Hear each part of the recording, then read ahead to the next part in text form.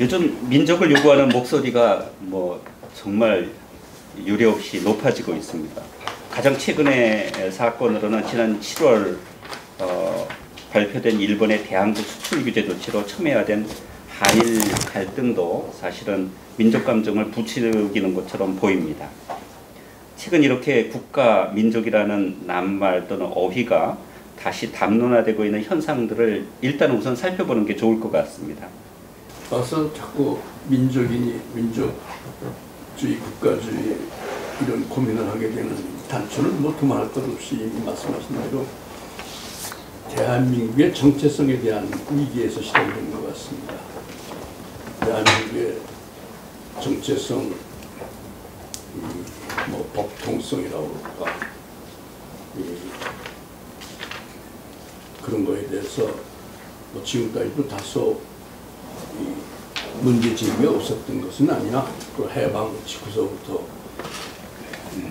대한민국의 이념과 철학을 어떻게 될 것이냐는 것 같고 전혀 논쟁이 없었던 건 아니나 최근에 와서는 한쪽에서는 대한민국이 제3세계와의 국가와의 비교를 본다면은 근대화의 혁명을 했라고 할 만큼 성공국가로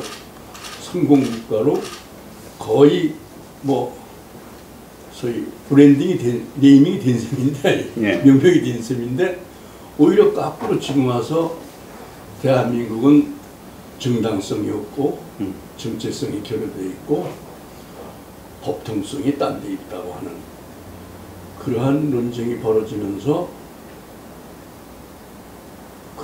그쪽에 그렇게 대한민국의 법통성, 정체성에 대해서 의심을 하는 쪽은 민족이라는 걸 내걸고 민족이라는 대명분을 이렇게 공격하고 비판하고 비난하고 훼손하고 하는, 아마 거기에서 지금 우리가 도리없이 이 민족주의냐 국가주의냐 대한민국의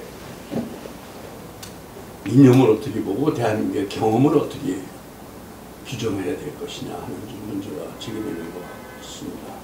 전체적으로 이 세계적 차원에서 발생하는 지금까지의 리베럴 인터내셔널리즘이라고 할까, 이 자유주의적 세계주의, 이의 보편적인 어떤 사상과 그거에 기초한 이제 세계 경제라든가 또는 국제정치 질서라든가 이런 것들이 빠른 속도로 생각보다는 빠른 속도로 변하고 그 변화의 그 동력으로서 이제 나타나는 현상으로서 지금 민족주의가 이제 복원된다고 그럴까, 하여튼 다시 부활한 이런 현상을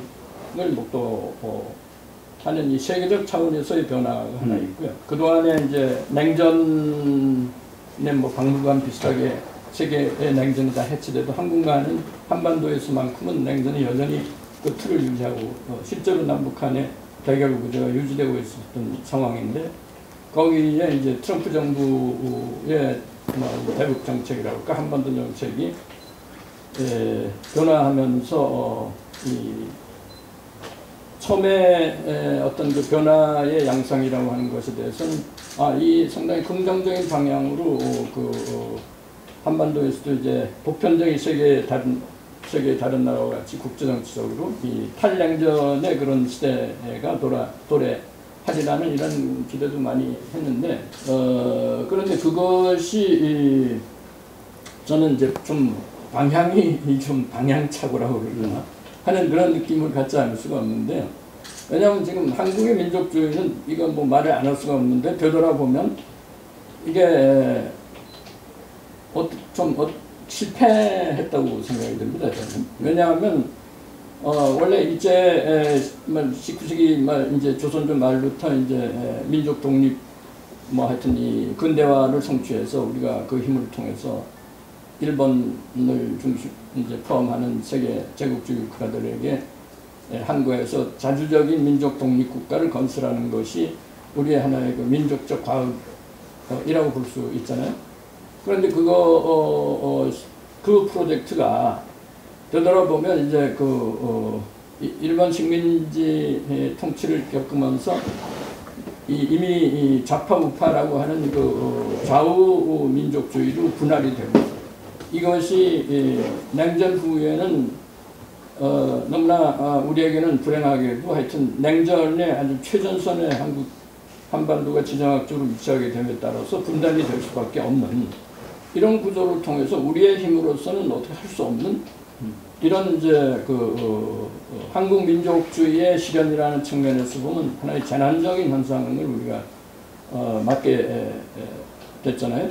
그래서 이게 우리가 전혀 원하지 않은 한국 민족주의의 좌절을 우리가 경험하게 됐고 이것이 냉전 전체를 통해서 전쟁이라고 하는 이런 경험을 하게 돼서 말이 민족 이 국가 뭐 하여튼 국가를 지향했지만 남북 분단으로 분단이 돼서 전쟁까지 하게 되는 이게 굉장히 역설적이게도 같은 민족이 가장 적대적인 이 정치 세력으로서 현실적으로 존재하게 된 이런 경험을 했기 때문에 한국의 민족주의는 상당히 이렇게 좀 정신 분열적으로 좀 스키조프레니아라고 그럴까? 좀 분열증적 민족주의라는 생각을 많이 갖게 됩니다. 이게 민족주의는 정상적인 역사적인 그런 것을 우리가 과정을 겪었다면 그것이 전혀 문제가 될 게 없는데 이게 분단이 돼서 우리가 완전히 원래 원했던 민족주의와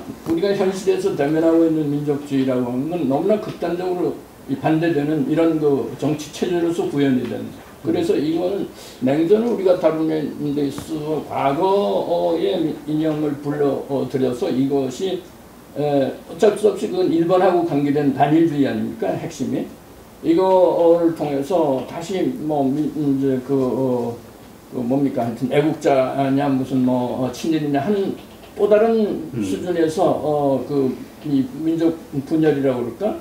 안에 국민들의 분열을 만들어낼 수밖에 없는 역할을 할 수밖에 없기 때문에 의도하든 의도하지 않았군요. 그러니까 우리가 이제 민족주의를 사전적으로 또는 학문적으로 정의할 때 잘 아시는 것처럼 크게 두 종류로 나누거든요.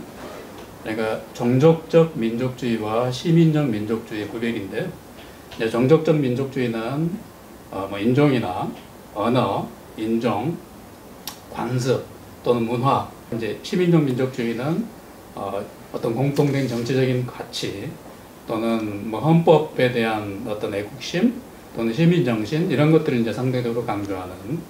그래서 학계에서는 일반적으로 이제 종족적 민족주의야말로 민족주의의 원형에 가깝고 이게 이제 진화해 가면서 합리적으로 한목적적으로 변화해 가는 것. 이게 이제 어떤 보편주의적인 색깔을 더 띠게 되는 시민적 민족주의 이제 이렇게 이야기를 했고 한국 민족주의의 실패를 이제 이 개념에 비추어서 이제 설명을 해보면 남이든 북이든 정도의 차이는 있겠습니다만은 한국 민족주의 실패는 한국 민족주의적인 압도적인 감성의 회로가 종족적 민주주의의 지평 위에서 대부분 작동해 왔다.